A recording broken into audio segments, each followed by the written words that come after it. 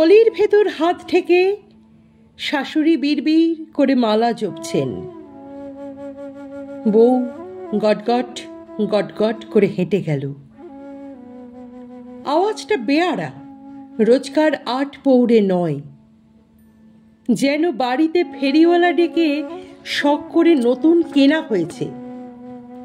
সুতরাং মালাটা থেমে গেল এবং চোখ দুটো বিষ হয়ে ঘাড়টাকে হেলিয়ে যেদিকে বউ যাচ্ছিল সেই দিকে ঢলে পড়ল। নিচের চোয়ালটা সামনে ঠেলে দাঁতে দাঁত লাগলো।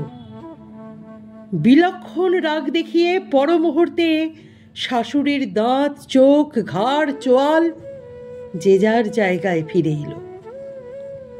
তারপর সারা বাড়িটাকে আঁচড়ে আঁচড়ে কলতলায় ঝমরঝম, খনর খন, ক্যাচ ঘ্যাস ঘিস, ক্যাচর ক্যাচর শব্দ উঠল।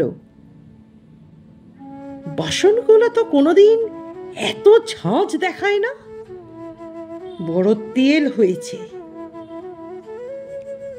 ঘুরতে ঘুরতে মালাটা দাঁড়িয়ে পড়ল।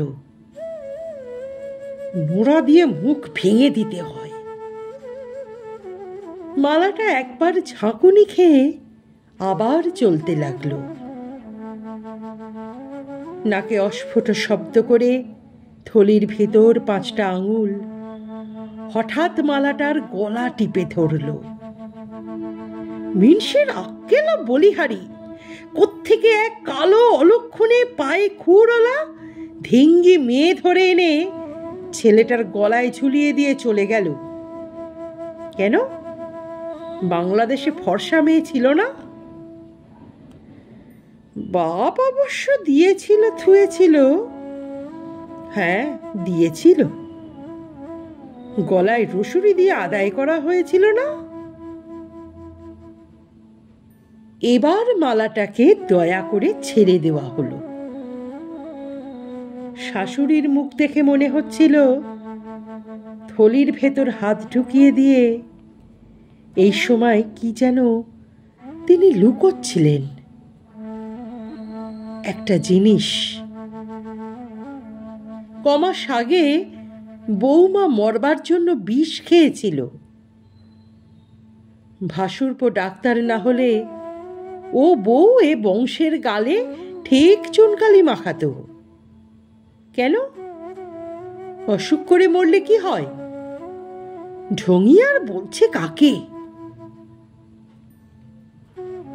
হাতে একরাশ ময়লা কাপড় নিয়ে কালো বউ গটগট গটগট করে সামনে দিয়ে হেঁটে চলে গেল। না, আর বাড়তে দেওয়া ঠিক নয়। বৌমা, বলুন। গলার স্বরটা ঠিক কাঁচা গলায় দেওয়ার মতো নয়, বড্ড ন্যাড়া। হঠাৎই দিমাগ এলো কোত্থেকে? বাপের বাড়ির কেউ তো ভাই ফোঁটার পর আর এদিকে মারায়নি। বাড়িটা যেন ঝড়ের অপেক্ষায় থমথম করছে। ছোট ছেলে কলেজে, মেজটি সামনের বাড়ির রোয়াকে বসে রাস্তায় মেয়ে দেখছে। ফর্সা ফর্সা মেয়ে, বৌদির মতো ভুসুন্ডি কালো নয়।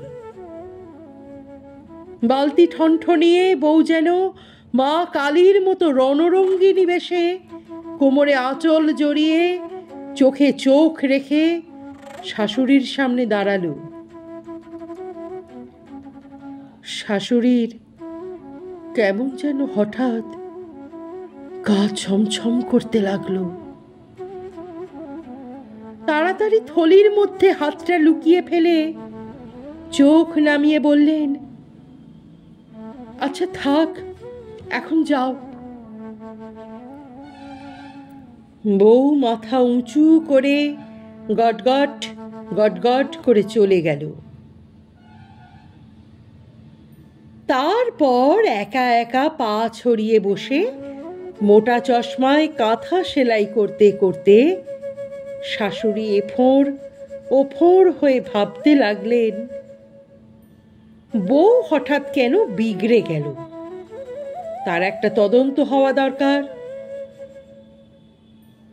তারপর দরজা দেবার পর রাত্রে বড় ছেলের ঘরে আড়ি পেতে এই কথা কানে এলো। বউ বলছে, একটা সুখবর আছে। পরের কথাগুলো এত আস্তে যে শোনা গেল না। খানিক পরে চকাশ চকাশ শব্দ। মা হয়ে আর দাঁড়াতে লজ্জা করছিল, কিন্তু তদন্তটা শেষ হওয়া দরকার। বউয়ের গলা।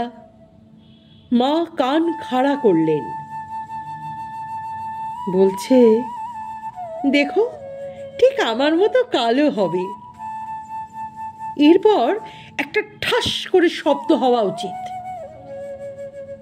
উমা, বৌমা বেশ ডগমগ হয়ে বলছে, কি নাম দেব যেন? আফ্রিকা। কালো মানুষেরা কি কাণ্ডই না করছে সেখানে।